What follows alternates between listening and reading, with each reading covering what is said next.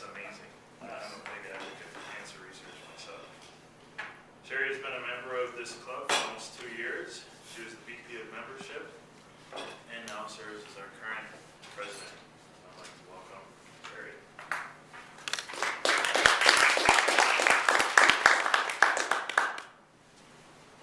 I just have to say I'm in awe and I'm afraid to follow that speech, Jess. But I'm going to. You can do whatever you like. All right. Fellow Toastmasters, new members, and honored guests. How many of you remember the story of Jonah and the whale? Some of us do. I see a few heads nodding from Sunday school. For those of you that are not familiar with this story, let me just remind you of a few key points. But before I do, does anybody remember why Jonah ended up on the boat in the first place? Yeah, Alex remembers. Alex better remember. Jonah was a prophet, and he delivered the Lord's messages. He was a very respected man. But one day, the Lord said that he wanted him to deliver a message to Nineveh, which was a town that was in really bad shape, and it wasn't a very good place to be for someone who was the Lord's prophet. But the Lord told Jonah that he wanted him to go. Jonah didn't want to go, and their relationship deteriorated to the point where he ran away from the Lord, and he got on a boat. And he was sailing away from the Lord. He thought he could get away from him. A big storm came up, and Jonah realized that everyone was going to die, and he figured out that he was the reason the storm had come up. So he told the sailors to throw him overboard. Since they were all going to die, he was going to try to save them. But the Lord had other plans. The Lord sent a whale to scoop up Jonah out of the water. And for 3 days, Jonah sat in the whale's belly. And finally he said, "Okay, Lord, I will do whatever you want me to do." So that's when the whale spit him up on the sand. And Jonah asked the Lord, "What do you want me to do?" And the Lord said to him, "I want you to go to Nineveh." And Jonah said, "All right, I'll go to Nineveh." And the whole time he was walking towards Nineveh, he was grumbling, "Why me? Why do I have to be the one to go to Nineveh? It's not a very nice place. This isn't going to work. Why do I have to do it?" Now the story has kind of a different ending. Jonah went to Nineveh and delivered the message. He got kicked out of Nineveh, and he said to the Lord, "See, I told you so. Now, aren't you going to destroy Nineveh?" And the Lord said no. And that's how the story ends. But what I want you to focus on is Jonah grumbling the entire time he's going to Nineveh. Why me? Why do I have to do this? How many of us have said, "Why me?" at some point in our lives? Andy, I know you said why me. I know you have. Well, I'm going to tell you a little bit about why me.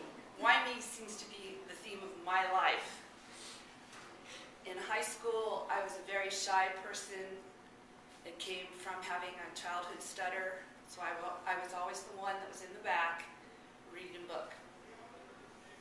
I didn't have a lot of friends because I couldn't speak very well. And I was also responsible for 3 other kids at home starting their homework and starting dinner because my mother worked. So I didn't have the usual high school activities. I got a work permit at 15 and a half, and I went out into the workforce, and I spent my time with people who were much older than me. College was a hard transition for me because I had no social skills. I was away from home for the very first time, and what happened to me was that I married the first man who paid any attention to me, and I was 19 years old. By the time I was 21, I was divorced. And I asked myself, why did this happen to me? Why me? My parents were in a 35-year-old marriage. Why couldn't I make the most important relationship work? Why me? I ended up going to graduate school and getting an MBA in finance because at the time it was the highest paying field behind engineering for a woman to go into. I started at Intel, and I shared a cubicle wall with a man who became my husband, my second and last husband, and life was very good. So I never asked why me. I didn't have to for a very long time. But what happened to us, we had a house in Boulder Creek, we had a great life, and the only thing we didn't have was children. But that was okay, because we had so many other things going on. My husband works in high tech, and he gets laid off every 5 years, and he was facing another layoff notice in late 1992, and I was coping with early menopause. Now, guys, don't get too, I'm not going to go into graphic detail. Intense.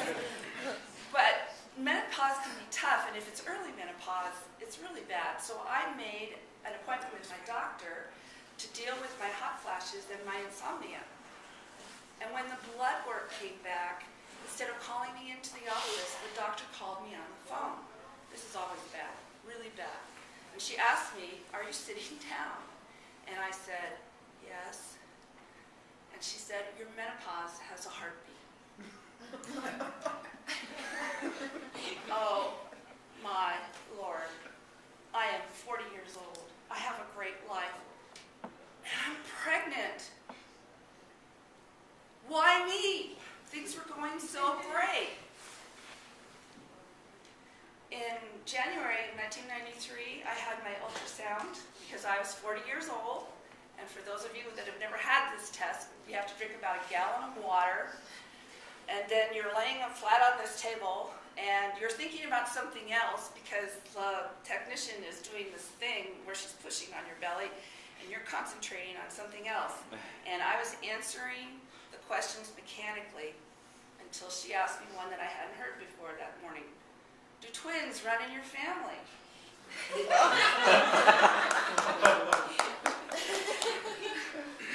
No. She turns the monitor around, and there they are. They do now. Why me? My husband's getting laid off, and now I'm a high-risk pregnancy, which means, I know what it means because I work at Stanford, I'm going to have to take early maternity leave. Why me? But somehow, you pull your socks up and you go on. In 2004, my mom was diagnosed with Parkinson's disease. She's a young woman. In 2005, my dad was diagnosed with cancer. By the end of 2006, I'd lost both my parents, one after the other. 2008 comes, and by then I had lost my job in a startup, and the economy collapsed in September. And even though I thought by keeping moving that I was coping, I wasn't coping at all. And when I lost my job and the economy collapsed and the resumes that I sent out didn't give me any answers, and my network that I used on the phone didn't respond, I spent 6 months before I realized that I was going to have to do something very different if I was ever going to work again, because I was 55 years old. And the things that I was doing that I'd always done all my life in my professional life and in my personal life were not working anymore. And this time when I said, why me, I also said, I can't do this again. I can't come up with a different way of running my life. I can't do this. I'm tired. I don't want to do it anymore. And I was floundering around until there was some inspiration that came into my life. Because what happened, as I'm sure you all realize by this point, I was in a very profound depression, and it took the form of my shyness, which I had thought I had conquered all those years ago, coming back to haunt me, where I would not go out, even with my friends, or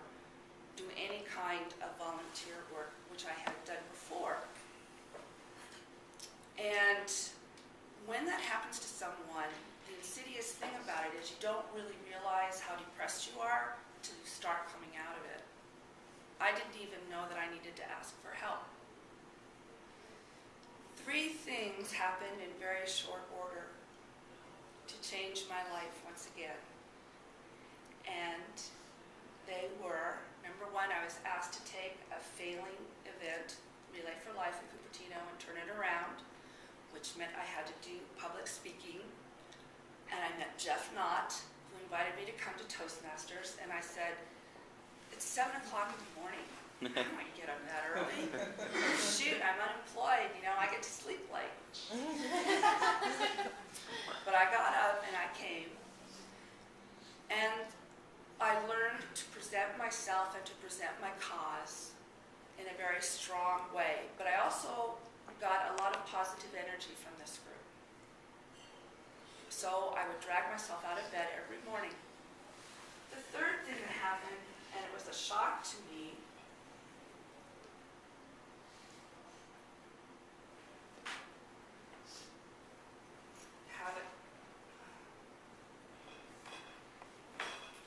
I'll hold this up.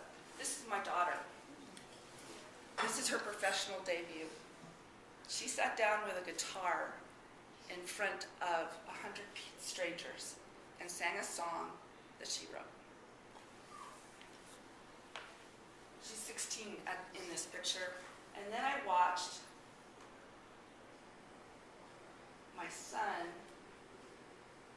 and I've lost the arrow. There it is. This is my son, who is also 16. He stood up and did the exact same thing. And I realized that if my children could do that,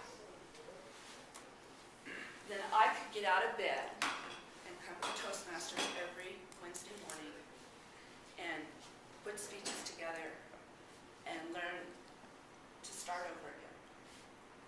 So my message to you is this.